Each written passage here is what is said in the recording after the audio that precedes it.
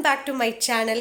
இன்றைக்கி நம்ம என்ன வீடியோ பார்க்க போகிறோம் அப்படின்னு வந்து பார்த்திங்கன்னா ஸ்ப்ரிங் ஆனியன் சிக்கன். ரொம்பவே சூப்பரான ஒரு ரெசிபி, எல்லோரும் கண்டிப்பாக வீட்டில் ட்ரை பண்ண வேண்டிய ஒரு ரெசிபி. இந்த ரெசிபியை எப்படி செய்யலான்னு பார்க்கலாம் வாங்க. ஃபஸ்ட்டு வெங்காயத்தால் எப்படி நறுக்கிக்கணும் அப்படின்னா இந்த மாதிரி நல்லா பொடுசு பொடுசாக நறுக்கிக்கணுங்க. அதுக்கப்புறம் வெங்காயத்தாளில் கீழே இருக்கும் இல்லையா வெங்காயம், அதை வந்து எடுத்து நம்ம மிக்சியில் போட்டு 1க்கு 2 வந்து அரைச்சிக்கணுங்க.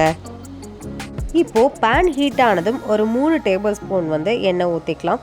எண்ணெய் தாராளமாக ஊற்றினா பிடிக்குன்றவங்களுக்கு ஒரு 5 டேபிள் ஸ்பூன் ஊற்றிக்கலாம். எண்ணெய் நல்லா ஹீட் ஆனதும் அதில் 1 டேபிள் ஸ்பூன் அளவுக்கு சீரகம் வந்து ஆட் பண்ணணும். சீரகம் நல்லா பொரிஞ்சதுக்கு அப்புறம் நம்ம 1க்கு 2 அரைச்சி வச்சுருந்தோம் இல்லையா அந்த வெங்காயம், அதை வந்து நம்ம ஆட் பண்ணிக்கணும்.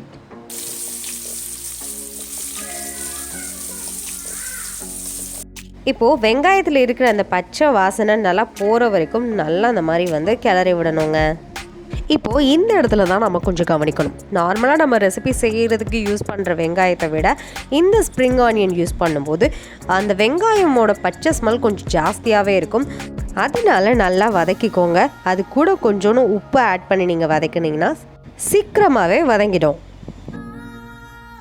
அண்ட் இது கூட பிரியாணி இலை, பட்டை, அதுக்கப்புறம் கல்பாசம், அன்னாச்சி பூ, இது எல்லாத்தையும் சேர்த்து பொடி பண்ண பொடியை வந்து நான் வந்து இதில் வந்து ஆட் பண்ணிக்கிறேன்.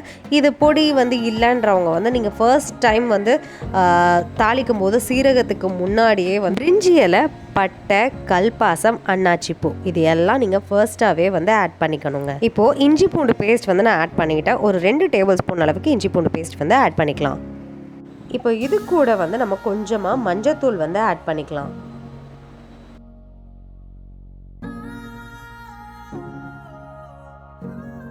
இது கூட 2 டேபிள் ஸ்பூன் மிளகாய்த்தூள் வந்து ஆட் பண்ணிக்கலாம். இது வந்து தனி மிளகாய்த்தூள் தாங்க.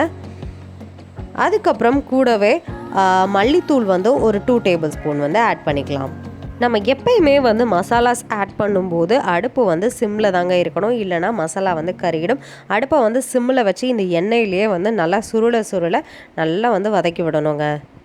இப்போ பாருங்கள், சூப்பராக வந்து வதங்கிடுச்சு. இது கூட நம்ம வந்து நல்லா வாஷ் பண்ணி எடுத்துக்கிட்ட சிக்கனை வந்து நான் வந்து ஆட் பண்ணிக்கிறேன். இப்போது இது வரைக்கும் நான் வந்து வாட்டரே வந்து ஆட் பண்ணலைங்க. தண்ணியே வந்து ஆட் பண்ணாமல் அடுப்பு வந்து சிம்மில் வச்சே அந்த ஆல்ரெடி ஊற்றின ஆயிலையே வந்து நல்லா வந்து வதக்கி எடுத்துக்கிட்டேன். இல்லை நீங்கள் வந்து ஆயில் கம்மியாக ஊற்றிருக்கீங்க அப்படின்னா கொஞ்சமாக வந்து தண்ணி வந்து இந்த ஸ்டேஜில் ஆட் பண்ணி இந்த மாதிரி வந்து மிக்ஸ் பண்ணிக்கலாம். இப்போது இஞ்சி பூண்டு அரைச்சோம் இல்லையா, அந்த மிக்ஸி ஜார்லேயே கொஞ்சோன்னு தண்ணி சேர்த்து நான் அந்த தண்ணியை வந்து இதில் வந்து ஆட் பண்ணிக்கிட்டேன்.